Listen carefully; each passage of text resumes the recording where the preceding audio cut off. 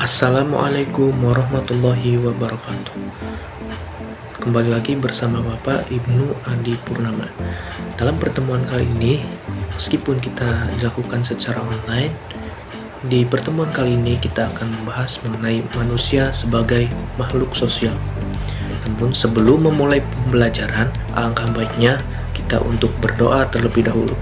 Oleh karena itu, berdoa dimulai. Doa dicukupkan. Setelah di pertemuan sebelumnya kita membahas mengenai sejarah lisan, di pertemuan kali ini kita akan membahas mengenai manusia sebagai makhluk sosial. Tujuan pembelajaran kali ini adalah yang pertama, mengidentifikasi pengertian manusia sebagai makhluk sosial. Kemudian yang kedua, yakni menjelaskan bentuk-bentuk interaksi sosial dalam kehidupan sehari-hari. Dan yang ketiga ataupun yang terakhir, yakni menganalisis pentingnya kerjasama dalam kehidupan bermasyarakat. Namun, sebelum memulai kepada pembelajaran, mari kita simak video berikut ini. Jangan lupa ditonton dengan baik, disimak, dan juga ditulis ya di kolom komentar apa saja sih isi video yang telah diputarkan. Manusia hidup di dunia ini selalu berhubungan dengan sesama dan lingkungan, saling kerjasama dan interaksi. Itulah mengapa manusia disebut makhluk sosial. Sebagai makhluk sosial, manusia memiliki naluri untuk saling tolong-menolong, saling menyayangi dan saling memberi, baik material maupun non-material. Sebagai makhluk sosial, manusia membutuhkan bantuan dari orang lain. Dengan adanya bantuan tersebut, maka manusia dapat berdiri dengan tegak. Ketika manusia sadar akan perannya sebagai makhluk sosial dan bisa melaksanakan peran tersebut dengan baik, maka akan tercipta kehidupan sosial yang harmonis, damai, dan tentram. Setelah menyimak video tadi, dapat kita simpulkan bahwasanya manusia itu tidak bisa hidup sendiri. Nah, tentunya dalam kehidupan sehari-hari kita selalu membutuhkan bantuan, kemudian komunikasi dan juga kerjasama dengan orang lain. Karena itulah manusia sendiri disebut sebagai makhluk sosial. Jadi, pengertian manusia sebagai makhluk sosial adalah di mana manusia merupakan makhluk yang tidak dapat hidup sendiri dan juga selalu membutuhkan bantuan, interaksi, serta kerjasama dengan orang lain, tentunya dalam kehidupan sehari-hari dan juga kehidupan bermasyarakat. Adapun ciri-ciri manusia sebagai makhluk sosial ialah yang pertama, yaitu saling membutuhkan satu sama lain. Kemudian yang kedua, yakni senantiasa berinteraksi dengan orang lain. Dan ketiga, yakni memiliki rasa empati dan kepedulian sosial. Yang keempat, hidup berkelompok atau bermasyarakat. Dan yang kelima, yakni mematuhi nilai dan juga norma yang berlaku dalam masyarakat. Sementara itu, bentuk-bentuk interaksi sosial yang dimana interaksi sosial adalah hubungan timbal balik antara individu dengan individu, individu dengan kelompok, maupun kelompok dengan kelompok. Dengan contohnya, ialah yang pertama adalah percakapan antar teman sebaya. Kemudian, yang kedua, kerja kelompok di kelas. Dan yang ketiga, contohnya adalah kegiatan gotong royong yang terjadi dalam lingkungan masyarakat. Interaksi sosial sendiri tidak terjadi begitu saja. Ada syarat utama untuk terjadinya suatu interaksi sosial, di mana syarat yang pertama adalah kontak sosial, yakni hubungan langsung ataupun tidak langsung. Kemudian, yang kedua adanya komunikasi, yakni adanya penyampaian pesan ataupun informasi dari satu individu ke individu lain maupun dari satu individu kepada kelompok, ataupun dari kelompok ataupun kepada kelompok lainnya. Interaksi sosial tersendiri itu merupakan suatu kegiatan yang sangat penting, di mana salah satunya yakni untuk memenuhi kebutuhan hidup. Jadi dengan adanya interaksi sosial, kegiatan-kegiatan dalam kehidupan bermasyarakat seperti di pasar contohnya itu akan sangat terjalin dengan baik.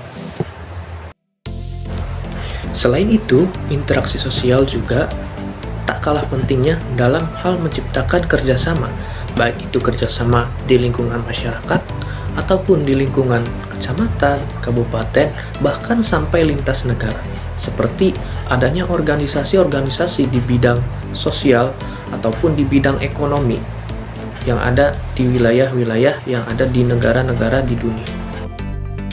Dan yang ketiga, yakni untuk menjaga keharmonisan dalam hubungan bermasyarakat. Jadi, tentunya untuk menjaga keharmonisan dalam masyarakat merupakan hal yang sangat penting dalam kehidupan sosial. Setiap individu memiliki latar belakang yang berbeda, baik dari segi budaya, agama, maupun cara pandang.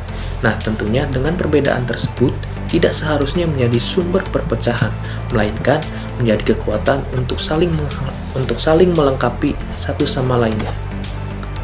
Nah, keharmonisan ini juga dapat terwujud apabila setiap anggota masyarakat mampu saling menghargai, menghormati, dan juga bekerja sama. Dan juga sikap toleransi menjadi kunci utama dalam menciptakan hubungan yang baik antar individu. Selain itu, komunikasi yang efektif juga berperan penting untuk menghindari kesalahpahaman yang dapat memicu adanya sebuah konflik yang terjadi di masyarakat. Dengan menjaga keharmonisan, tentunya lingkungan masyarakat akan menjadi lebih aman, nyaman, dan juga damai. Hal ini tentu akan berdampak positif bagi kehidupan bersama, di mana setiap orang dapat hidup berdampingan dengan penuh rasa saling percaya dan juga saling peduli. Keempat, yakni membentuk identitas dan juga kepribadian individu. Interaksi sosial yang terjadi dalam masyarakat juga berperan besar dalam membentuk identitas dan juga kepribadian individu. Tentunya, sejak lahir seseorang tidak dapat berkembang sendiri tanpa adanya pengaruh dari lingkungan sekitar. Nah, melalui proses interaksi individu, belajar nilai, norma, serta kebiasaan yang berlaku di masyarakat ataupun keluarga, sekolah, dan juga lingkungan pergaulan menjadi tempat utama dalam pembentukan karakter seseorang.